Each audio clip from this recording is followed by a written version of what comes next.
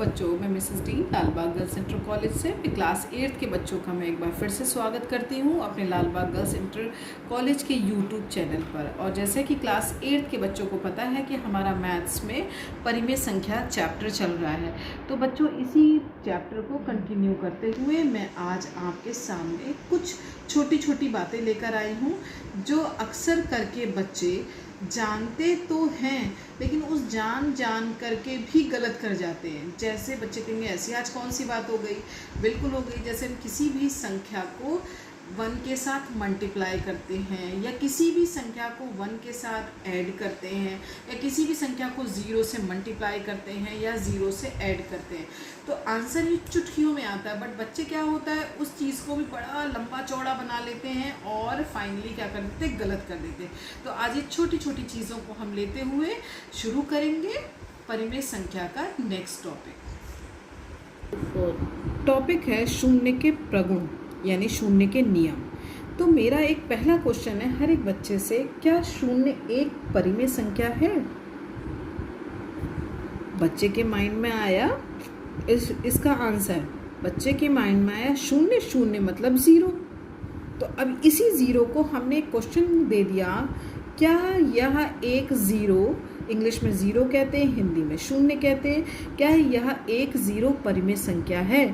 तो आंसर आ गया yes. Answer क्या आ गया? यस। यस, यह एक परिमेय संख्या है। कैसे है परिमेय संख्या? मैम ने तो हमें परिमेय संख्या के बारे में ये बताया था कि जो बटे के रूप में हो यानी P/Q के फॉर्म में हो, P और Q पूर्णांक हो और Q कभी भी 0 के बराबर ना हो। P और Q क्या हो? पूर्णांक हो, जहाँ पर Q does not is equal to 0। तो बिल्कुल सही है, ये इस रूल को फॉलो कर रहा है। बच्चा कहेगा ये बटे में तो नहीं है, लेकिन हम कह रहे हैं देखो ना मैजिक, ये बटे में भी है। यदि 0 0 है तो हम 0 को 0/1 भी लिख सकते हैं, क्योंकि ये भी अभी भी 0 है।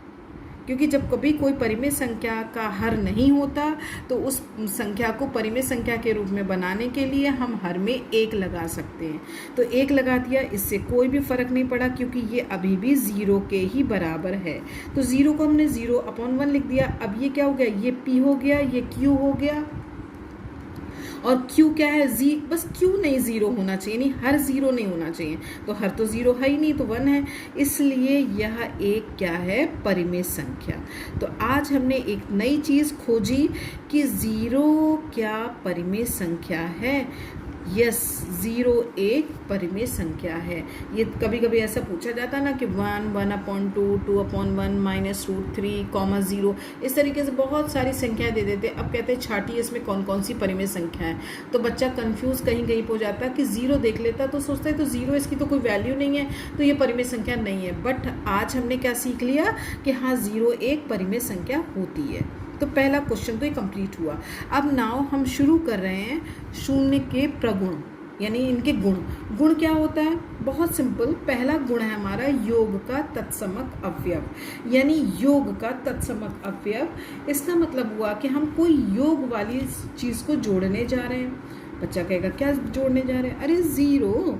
मान लीजिए आपको कोई हमने एक क्वेश्चन दिया P/Q के रूप में, परिमेय संख्या के रूप में। हमने कहा इसको बेटा 0 के साथ ऐड कर लो। अब बच्चा मार परेशान, पता नहीं क्या क्या जोड़ने बैठ गया, लेकिन हमने फट से इसका आंसर बता दिया कि ये तो P/Q आएगा। अब इसका मतलब है निचोड़ यानी सार हमारा पता क्या निकला बच्चों? ये निकला कि जब कोई परिमेय संख्या को शून्य के साथ जोड़े या कोई परिमेय संख्या किसी 0 या 0 से जुड़ती है तो उसका योगफल वही संख्या रहती है जिसको हम जोड़ते हैं। बात समझ में आ रही बच्चों को? हमने मान लीजिए 9 एक नंबर लिया, एक सिंपल नंबर है, पूर्णांक हमारा 9 है। हमने कहा बेटा 9 को 0 के साथ ऐड कर लो, तो आंसर क्या होगा? 9। क्योंकि 0 का कोई मतलब नहीं होता तो 9 में 0 ऐड करेंगे। 9 हमने 2 टॉफ़ी पहले आपको दी, फिर कहा लो बेटा एक 0 चॉकलेट और ले लो। तो बच्चे कह रहे होंगे लग रहा है मैम मजाक के मूड में बैठी है, ज़ीरो चॉकलेट भी कोई होती है? यस, ज़ीरो कोई चॉकलेट नहीं होती। तो बच्चा कहेगा मेरे पास तो ऑलरेडी 2 ही टॉफ़ी हैं। तो कहने का मतलब है जब किसी परिमेय संख्या को, सपोज मान लीजिए आपकी कोई नेगेटिव परिमेय संख्या हमने दे दें, तो उसी बात को दोहराते हुए मैं बोल रही हूँ, जब किसी परिमेय संख्या को 0 के साथ ऐड करें तो हमारा योगफल क्या होता है? वही परिमेय संख्या होती है जिससे हम जोड़ते हैं। तो कौन सी परिमेय संख्या से जोड़ा? -2/3। तो -2/3 ही इसका आंसर आएगा। वेरी सिंपल थिंग, मतलब कुछ नहीं, कोई भी परिमेय संख्या उसको आप 0 से ऐड कर रहे हो तो प्यारी बच्चियों वो एडिशन वही सेम परिमेय संख्या होगी जिससे आपने ऐड करा है 0 को। अब हम आते हैं शून्य के गुणनफल के साथ। देखिए दूसरा नियम है हमारा शून्य का गुणनफल। तो पता चल रहा है यानी हमें किसी परिमेय संख्या को 0 के साथ मल्टीप्लाई करना है। चलो मल्टीप्लाई करें। 2/3 क्या परिमेय संख्या है? हाँ है। 0 से मल्टीप्लाई कर दो। अब बच्चे से पूछा गया आंसर, एक ने दे दिया 2/3। नहीं, ये एडिशन नहीं है, ये बेटा मल्टीप्लाई है। 0 का टेबल यदि 2 में पढ़ोगे तो 2 0 0, 3 का टेबल भी करोगे तो वो 0 ही आएगा। सो आंसर क्या आ जाएगा? 0। तो यहाँ पर बच्चे क्या कर लेते हैं? गड़बड़ कर ला, प्लस और मल्टीप्लाई को कंफ्यूजन में ले लेते हैं। यहीं पर मैं अगल बगल दोनों चीज़ें कर रही हूँ। P/Q इंटू 0, आंसर क्या आएगा? 0। देखिए ये इंटू है देन आंसर 0, ये प्लस है इसलिए आंसर हूबहू रूबरू हो जाएगा उसके, यानी बिल्कुल सेम टू सेम हो जाएगा। सेम रहेगी, वही समान संख्या रहेगी जब हम किसी परिमेय संख्या को 0 से ऐड करेंगे। बट हम किसी भी परिमेय संख्या को 0 से मल्टीप्लाई करते हैं तो मल्टीप्लाई मतलब होता है गुणा करना, और कोई भी नंबर यदि 0 से मल्टीप्लाई होता है तो आंसर हमेशा क्या आता है? शून्य आता है, यानी 0 आता है। तो कोई कंफ्यूजन नहीं, बिल्कुल सिंपल है। -2/3 मल्टीप्लाइड बाई 0, ये शून्य का आपका गुणनफल है। तो सिंपल क्या हो जाएगा आंसर बच्चों? 0। ये मल्टीप्लाई है और ये क्या है? एडिशन है। दोनों चीज़ें सामने देख लो, इसलिए मैंने आपकी परिमेय संख्याओं को चेंज नहीं करा, जिससे कि बच्चा यहाँ पर -2/3 क्योंकि ये ऐड हो रहा है। किसी परिमेय संख्या से 0 जुड़ेगा तो परिमेय संख्या वही समान रहेगी जो है, लेकिन कोई परिमेय संख्या यदि शून्य के साथ गुणा हो रही है तो उसका गुणनफल सदैव क्या आ जाएगा? शून्य आ जाएगा। अब हम लोग नेक्स्ट एक क्वेश्चन फिर उठाते हैं। जैसे उठाया, क्या शून्य एक परिमेय संख्या है? अब आपको समझ में आ गया, हाँ शून्य एक परिमेय संख्या है। दूसरा क्वेश्चन, क्या एक परिमेय संख्या है? एक से मतलब है नंबर 1। क्या एक परिमेय संख्या है? यस है। जब 0 हो सकती तो क्या 1 नहीं हो सकती? बिल्कुल हो सकती है। 1 को हमने यहाँ पे रखा 1/1। यस, ये एक परिमेय संख्या है। तो आपका आज 2 चीज़ें सीखी। क्या 0 एक परिमेय संख्या है? आपको जवाब मिला हाँ 0 एक परिमेय संख्या है। आज आपसे दूसरा प्रश्न पूछा गया, क्या एक परिमेय संख्या है? एक से मतलब है नंबर 1, तो आप कहेंगे हाँ एक भी एक परिमेय संख्या है। अब हम परिमेय संख्या में 1 के प्रगुण सीख लें। अभी 0 के सीखे थे, 0 को ऐड करा था, 0 को मल्टीप्लाई करा था। अब यहाँ पर हम 1 से करेंगे, ऐड करेंगे तब तो चेंजेस आ जाएंगे, बट गुणा करेंगे किसी भी परिमेय संख्या को। मान लीजिए 2/3 एक परिमेय संख्या ली, मल्टीप्लाई कर दिया, चेंज आएगा? कुछ नहीं, क्योंकि किसी भी नंबर को हम जब 1 से मल्टीप्लाई करते हैं तो उसका गुणनफल वही समान संख्या आती है जिससे हम गुणा कर रहे होते हैं। क्योंकि आप देखोगे 2 1 2 तो 2/3। तो कोई भी परिमेय संख्या ले लीजिए, -9 ले लीजिए, 9 को 1 से मल्टीप्लाई करिए, आंसर -1। फिर से आप देख लीजिएगा, यहाँ पर ये प्लस नहीं हो रहा है, देखिएगा। जब 0 से ऐड करा समान परिमेय संख्या, जब 0 से मल्टीप्लाई करा गुणनफल 0। अब यहाँ पर हम क्या कर रहे हैं? 1 से मल्टीप्लाई कर रहे हैं। तो जब किसी परिमेय संख्या को 1 से मल्टीप्लाई करा जाता है प्यारे बच्चों, तो हमेशा उसका गुणनफल क्या आता है? वही समान परिमेय संख्या आती है जिससे हम लोग गुणा करते हैं। तो ये तो हो गया गुणा का तत्समक अवयव। अब हम लोग देखेंगे परिमेय संख्या का प्रतिलोम। प्रतिलोम बोले तो अभी ऐसे समझाती हूँ मैं आपको। हिंदी में हम लोग शब्द का विलोम जानते हैं, रात का हाँ, सही आंसर आया, रात का दिन। अच्छा, सत्य का असत्य, तो ये क्या है, सच का झूठ। ये आपने क्या करा, उल्टा उल्टा बताते जा रहे हो, जो हम बोल रहे हो उसका उल्टा कर रहे हो, जस्ट ऑपोजिट कर रहे हो। तो यहाँ पर प्रतिलोम का मतलब ही हुआ इनवर्स, यानी कि रेसिप्रोकल, यानी उल्टा, जस्ट ऑपोजिट। तो कोई भी परिमेय संख्या का प्रतिलोम क्या हुआ, मान लीजिए मैंने आपको परिमेय संख्या रखी 2/3, तो उसके जस्ट रेसिप्रोकल बताओगे, यानी उल्टा बताओगे। तो कैसे उल्टा बताओगे, उल्टा बताने के दो तरीके हैं। नंबर एक है कि परिमेय संख्या का योगात्मक प्रतिलोम, और दूसरा है परिमेय संख्या का गुणात्मक प्रतिलोम। तो दोनों प्रतिलोम को मैं बता देती हूँ। योगात्मक, जैसे लग रहा कि योग हो रहा हो, बिल्कुल सही। -4/7 एक परिमेय संख्या ली हमने पूछा इसका योगात्मक प्रतिलोम प्यारे बच्चों बताओ।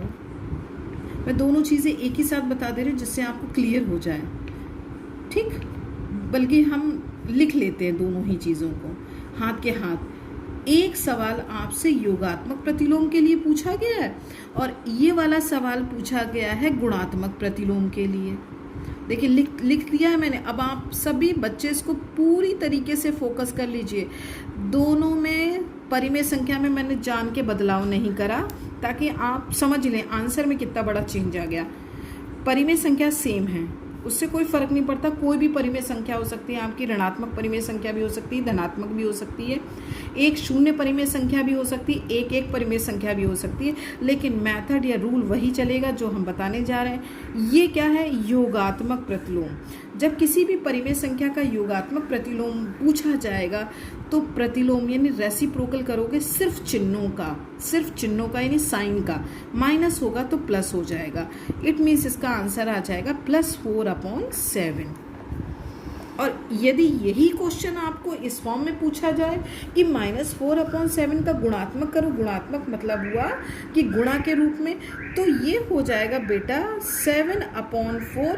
इसमें साइन नहीं बदलेगा, यानी साइन माइनस का है तो माइनस ही रहेगा, बट क्या होगा, अंश का हर बन जाएगा और हर का अंश बन जाएगा। तो ये तो गुणात्मक प्रतिलोम हो गया एक्सक्यूज मी। और योगात्मक प्रतिलोम, दोनों चीज़ें बिल्कुल क्लियर हैं। योगात्मक यानी प्लस वाले, जो योगात्मक मतलब हो ना जोड़ के फॉर्म में, तो अभी यहीं पर हम आपसे कह दें कि 5/8 का योगात्मक प्रतिलोम बताइए। तो योगात्मक है ना, योगात्मक योग से याद रखिएगा कि इसका प्रतिलोम रेसिप्रोकल बताने के लिए, यानी इसका उल्टा बताने के लिए हमको उल्टा करना है इसका चिन्ह। यहाँ पर कोई चिन्ह है बाहर, यस, ये प्लस का है, तो आंसर में आ जाएगा माइनस, एंड नंबर वही सेम का सेम रहेगा 5/8। यहाँ माइनस का 4/7 था तो प्लस का 4/7 हो गया। यहाँ 5/8 प्लस का था तो ये माइनस का 5 योगात्मक। अब इसी का हम आपसे गुणात्मक पूछ ले तो बताओ क्या होगा। हाँ बोलो, हमें सुनाई दे रहा है, सब बच्चे बोल सकते हैं, मतलब वीडियो में भी मुझे सब सुनाई देता है, क्योंकि बच्चे के मन में क्या चल रहा है। बिल्कुल सही जवाब दिया 8/5, क्योंकि गुणात्मक में चिन्ह नहीं बदलते, अंश का हर हो जाता है और हर का अंश हो जाता है। तो बच्चों आज के लिए मैं उम्मीद रख रही हूँ कि जितना चीज़ें मैंने बताई बच्चों को अच्छे से समझ में आ गई होगी, और इसी अच्छी समझ के साथ मैं सभी बच्चों को आज टाटा बाय बाय बोलती हूँ, इसी उम्मीद से कि बच्चे अच्छे एंजॉय भी कर रहे होंगे। ओके बच्चों, तो सभी बच्चे यूट्यूब चैनल पे जाके वीडियो देखिएगा और ये चीज़ें करिएगा। साथ ही मैं आपको एक्सरसाइज भी दे देती हूँ, एक्सरसाइज 1F, ये देख लें अच्छे से। 1F शायद थोड़ा सा ठीक है, ये 1F है, इसका क्वेश्चन नंबर 1। एंड इधर आइए धीरे से, क्वेश्चन नंबर ये देखो 2, ये 3, ये 4, ये 5 और ये 6। क्वेश्चन नंबर 6 यहीं पे देखो, बड़ा मज़ा आएगा चलते चलते।